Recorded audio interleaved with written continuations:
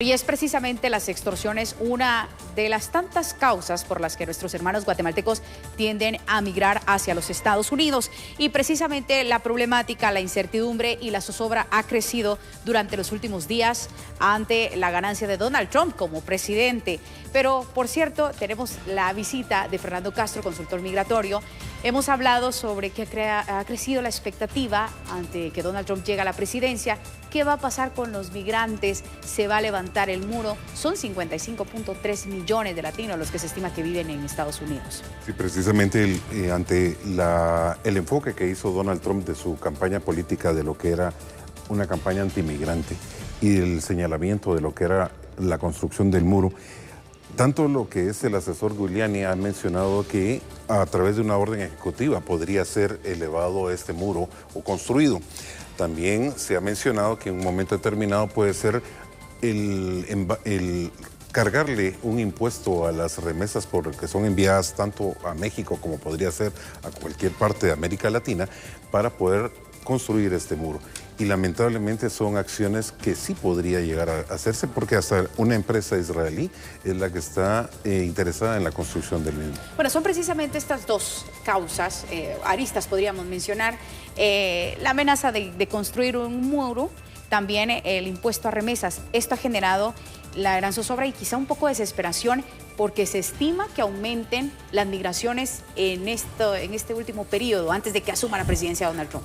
Es correcto, digamos, en el sentido que las autoridades migratorias en Estados Unidos han enviado a 150 personas de la patrulla fronteriza. Más de los que ya estaban resguardando. Más de los que estaban resguardando en lo que es en el Valle del Río Grande para poder agilizar los trámites de toda la cantidad de personas que han sido capturadas, que es una afluencia bastante grande que se ha tenido, por el mismo temor de que en un momento determinado, al asumir Trump la presidencia, pueda incrementarse las medidas de seguridad y sea mucho más complicado poder ingresar. Entonces, de esa cuenta, 150 personas más para poder contener ese flujo migratorio.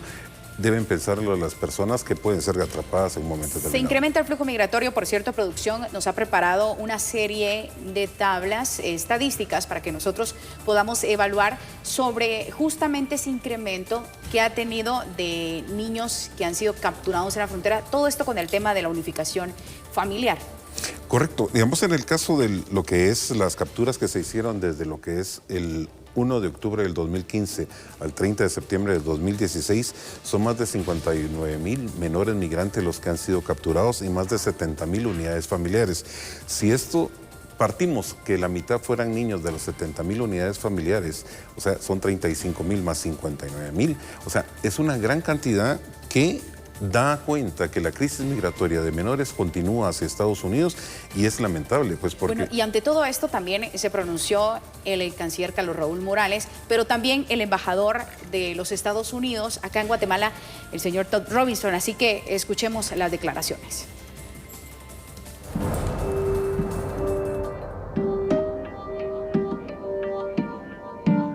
El embajador de los Estados Unidos acreditado en Guatemala, a pesar de que se ha elegido a un nuevo gobierno en su país, esto no cambiará para nada la situación migratoria para miles de indocumentados guatemaltecos que radican en ese país del norte. Inmediatamente la situación migratoria en los Estados Unidos no va a cambiar. Tenemos hasta el 20 de enero para instalar el nuevo gobierno. Y tenemos que esperar. Todd Robinson espera que las autoridades guatemaltecas le den continuidad a diversos proyectos, así como la aprobación de leyes en la nueva elección de la Junta Directiva del Congreso de la República y continúen también en el tema de las reformas al sector justicia.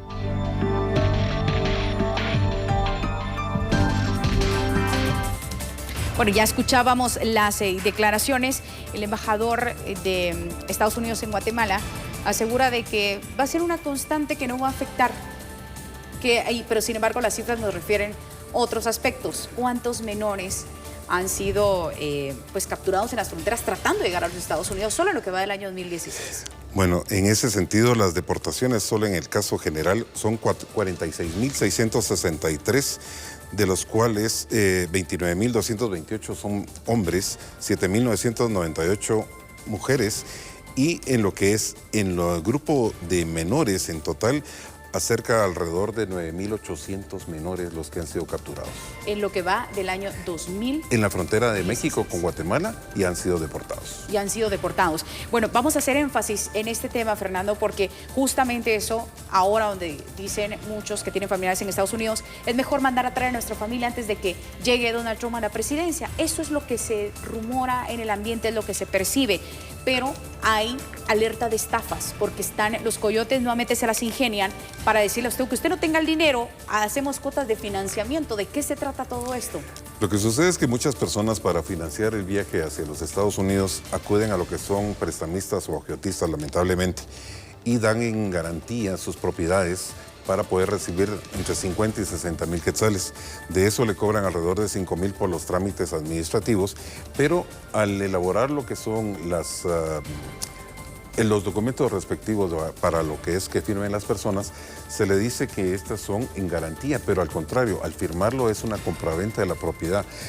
Estas personas terminan perdiendo sus propiedades y además de eso les obliga a que se firmen como que son inquilinos de la propiedad que era de ellos. Esa situación, al poder irse a Estados Unidos y ser deportados, resulta que muchas veces no pueden pagar ese dinero y terminan perdiendo las propiedades, lo cual es una pena mucho mayor. Terminan peor con los brazos cruzados. Exactamente. Entonces, de esa cuenta, la recomendación es que no acudan a lo que son los prestamistas o agiotistas, sino que mejor a una institución bancaria que en un momento determinado es mucho más segura, pero evitar que en un momento determinado pierdan estas propiedades, ya que se conoce que son más de 300 personas las que han sido estafadas en el área de Chimaltenango y Quesaltenango.